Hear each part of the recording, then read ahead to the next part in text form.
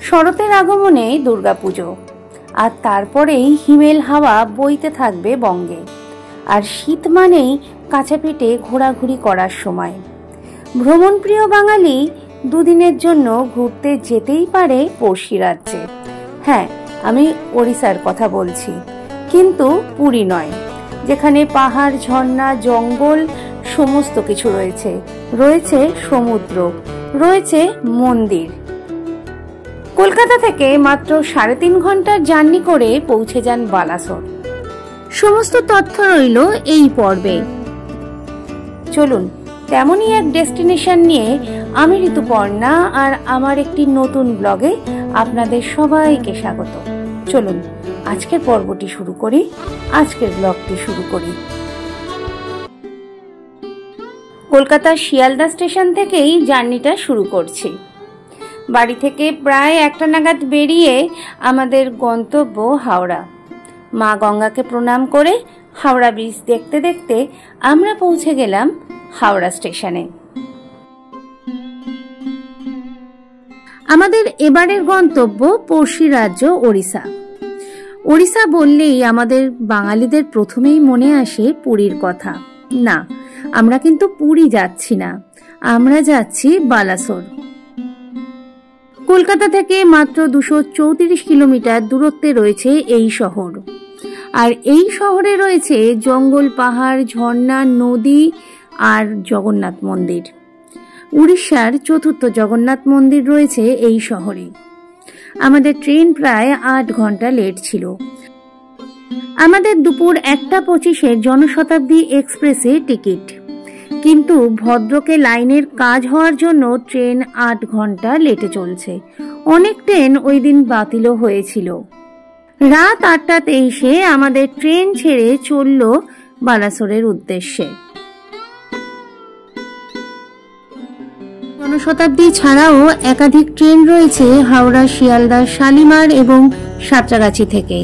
তার মধ্যে Vande Bharat, Coromandel, SNVT, Puri express, Jagannath express, Dhauli, Tirupati, Amaravati, Secunderabad, Shatabdi, Janshatabdi, Vivek express, Duronto, Trivandrum express, MGR, Chennai, east coast ইত্যাদি।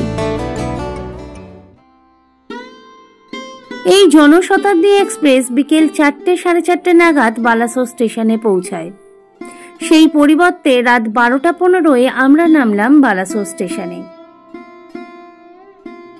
বালাসোর ট্রাভেলের ক্ষেত্রে এবং পাশাপাশি যে জেলাগুলো রয়েছে ময়ূরভঞ্জ ইত্যাদি, এগুলো দেখার জন্য কিন্তু আমরা 3টি জায়গায় স্টে করতে পারি। প্রথম যে জায়গাটির কথা আমি বলবো সেটি বালাসোর শহর। আমরা বালাসোর শহরে থাকতে পারি। সেখান থেকে গাড়ি বুক করে বা অটো বুক করে আমরা কাছাকাছি যে জায়গাগুলি আছে সেগুলো দেখে নিতে পারি। বালাসোর শহর থেকে মাত্র 14 কিলোমিটার দূরে রয়েছে সমুদ্র সৈকত চাঁদিপুর। আমরা নিজেরা চাঁদিপুরে স্টে করেছিলাম। সেখান থেকেও কিন্তু আমরা বিভিন্ন জায়গায় ঘুরতে পারি। তৃতীয় গন্তব্য আপনার হতে পারে পঞ্চলিঙ্গমস্বর। বালাসোর শহর থেকে 30 কিলোমিটার দূরত্বে রয়েছে এই পঞ্চলিঙ্গমস্বর। এখানে থেকেও কিন্তু আপনি বালাসোর এবং আশেপাশের জেলাগুলো ঘুরে নিতে পারেন। আমি এখানে 2টি হোটেলের ডিটেলস দিয়ে দিচ্ছি। একটি হচ্ছে চাঁদিপুর পান্থনিবাস এবং অপরটি হচ্ছে বালাসোর বাজারের মধ্যে অবস্থিত হোটেল নিশি। ডেসক্রিপশন বক্সে যাবতীয় তথ্য থাকবে। এছাড়া সম্পূর্ণ ব্লগ রয়েছে, সেগুলো দেখার অনুরোধ রইল আপনাদের কাছে। আগেই বললাম আমাদের ট্রেন প্রায় 8 ঘন্টা লেট থাকায় আমাদের হোটেলে পৌঁছতে রাত 1:30 বেজে গেছিল। আজকের বালাসোরে আমাদের প্রথম দিন। প্রথমেই আমরা সমুদ্র সৈকতে চলে গেলাম। চাঁদিপুরের যে সমুদ্র সৈকত রয়েছে ভারতের মধ্যে একমাত্র ওয়ান্ডার বিচ, যেখানে শুধুমাত্র জোয়ারের সময় জল আসে। এছাড়া বাকি সময় সমুদ্র প্রায় 5 কিলোমিটার দূরে চলে যায়। ওয়ান্ডার বিচে বেশ অনেকক্ষণ জোয়ারের সময় কাটিয়ে পাশাপাশি স্থানীয় বাজার এবং বিচ মার্কেটটা ঘুরে নিন।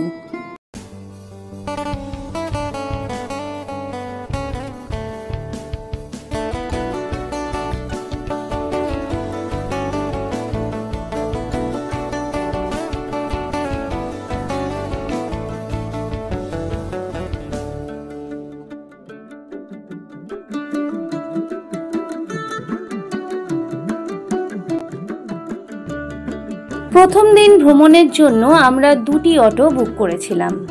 আমাদের খরচা পড়েছিল টোটাল 2800 টাকা। চাঁদিপুর থেকে প্রায় 40 কিলোমিটার দূরে রয়েছে পঞ্চলিঙ্গমস্বর। সময় লাগলো 1 ঘন্টা 15 মিনিট মতো। এটি একটি শিবক্ষেত্র।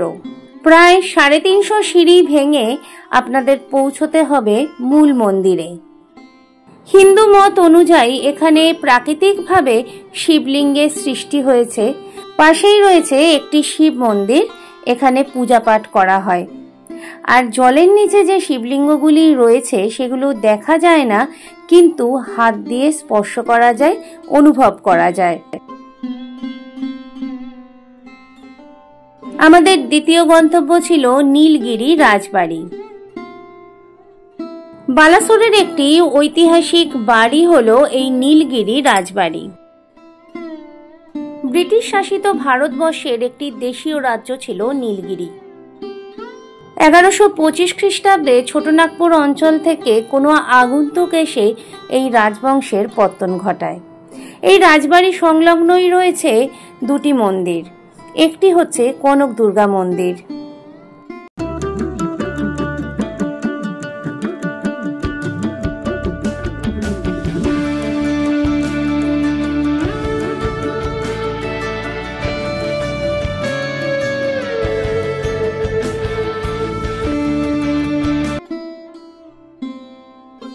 উড়িষ্যার আনাচে কানাচে রয়েছে সহস্র জগন্নাথ মন্দির। উড়িষ্যার 4র্থ জগন্নাথ মন্দির তৈরি করেছিলেন নীলগিরি রাজারা। নীলগিরি পাহাড়ের পাদদেশে এই মন্দিরটি রয়েছে, রাজবাড়ির সংলগ্ন মন্দির। এই মন্দিরে সন্ধেবেলায় সুন্দর পুজো হয় এবং আরতি হয়। চাইলে আপনি পুজো এখানে দিতেই পারেন। আমাদের তৃতীয় গন্তব্য ছিল ক্ষীরচূড়া গোপীনাথ মন্দির। এখানে স্বয়ং ভগবান শ্রীকৃষ্ণ তার ভক্তের জন্য ক্ষীর চুরি করেছিলেন, তাই নাম ক্ষীরচূড়া গোপীনাথ মন্দির। অপূর্ব সুন্দর একটি মন্দির, উড়িষ্যা স্থাপত্যে নির্মিত।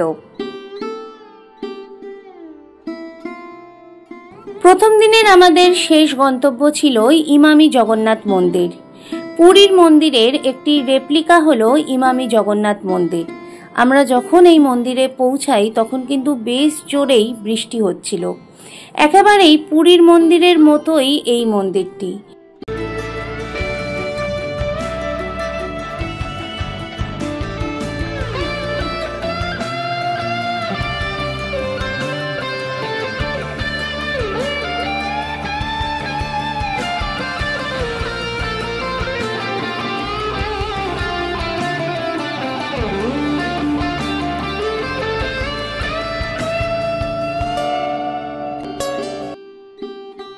আজকের বালাসোরে আমাদের দ্বিতীয় দিন, আর আজকের আমরা যাচ্ছি জঙ্গল সাফারিতে।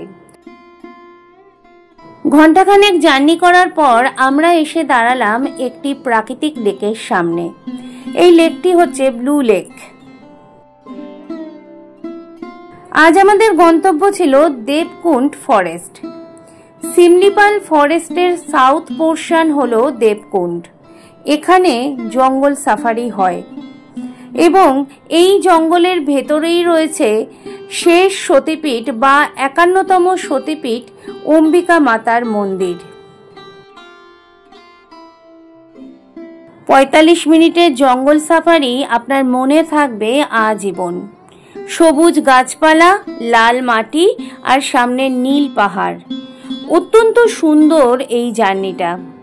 আমার মনে হয়েছিল এই জার্নিটা যদি আরো বেশ কিছুক্ষণ হতো, ঘন্টা 2-এর হতো, তাহলে বেশ হতো। যেখানে আপনাকে নামিয়ে দেবে গাড়ি থেকে, সেখান থেকে প্রায় 1 কিলোমিটার ট্রেক করে আপনাকে পৌঁছতে হবে দেবকুণ্ড ওয়াটারফলসের সামনে।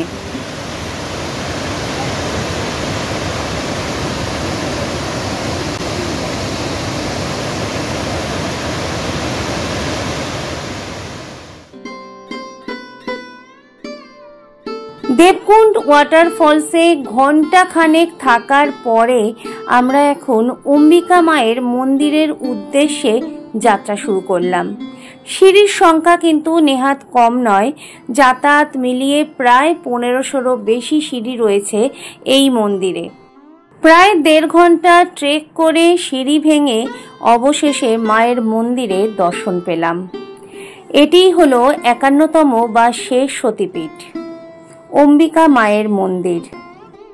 তবে একটা কথা সবার উদ্দেশ্যে বলে রাখি, পায়ের যদি সমস্যা থাকে বা হাঁটতে যদি কোনো রকম সমস্যা থাকে তাহলে পঞ্চলিঙ্গেশ্বর বা দেবকুণ্ড অম্বিকা মায়ের মন্দিরে না যাওয়াই ভালো। আর এখন আমরা রয়েছি সেই উৎসের সামনে যেখান থেকে এই জলপ্রপাতটি সৃষ্টি হয়েছে। ঘন্টা 3 কেটে গেল দেবকুণ্ড ওয়াটারফলস দেখতে আর অম্বিকা মাতার মন্দিরে পৌঁছতে। জঙ্গলের বাইরে আমরা আসলাম বিকেল 5টা নাগাদ। একটি জরুরি তথ্য দিয়ে রাখি, আপনাদের আধার কার্ড তো রাখবেনই, আর জঙ্গল সাফারির খরচা পড়ে জনপ্রতি 70 টাকা। ওড়িশা মানেই ওড়িশি শাড়ি, আর ওড়িশি শাড়ি আপনারা নিতেই পারেন বালাসোরের বিভিন্ন দোকান থেকে। দামও কিন্তু বেশ কম। বালাসোর শহরে আজ আমাদের 3য় দিন। ভ্রমণ শেষে আমাদের গন্তব্য বাড়ি, আর আজকের আমরা বাড়ি ফিরব। আমাদের ট্রেন সকাল 9টা 5-এর ভুবনেশ্বর জনশতাব্দী এক্সপ্রেস। সামান্য লেট করে জনশতাব্দী এক্সপ্রেস সকাল 9টা 18-তে বালাসোর স্টেশনে প্রবেশ করল। দুপুর 1:30টার মধ্যেই আমরা হাওড়া স্টেশনে পৌঁছে যাই। আজকের ব্লগটা এখানেই শেষ করছি। তার আগে বলার আছে, বালাসোরের প্রতিটা ব্লগ আমি ডেসক্রিপশন বক্সে দিয়ে দেব। সবাইকে অনুরোধ রইল ব্লগগুলি দেখার। আজকের ব্লগটি এখানেই শেষ করছি। দেখা হবে নতুন একটি ব্লগে, নতুন একটি পর্বে, কাছাকাছি কোনো গন্তব্যে, যেখানে আমরা অনায়াসে ঘন্টা 3-এর মধ্যে পৌঁছে যেতে পারি। সকলে ভালো থাকবেন। নমস্কার।